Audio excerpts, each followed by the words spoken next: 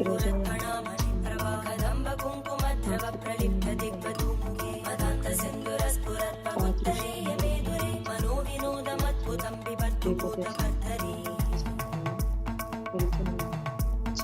అంటే చాలా రష్ ఉంది.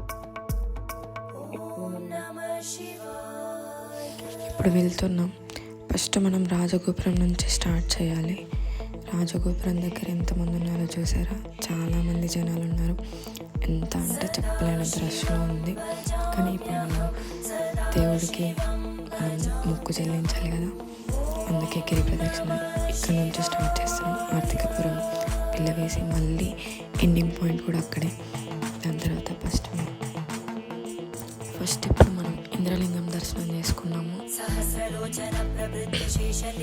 నడుస్తున్నాము.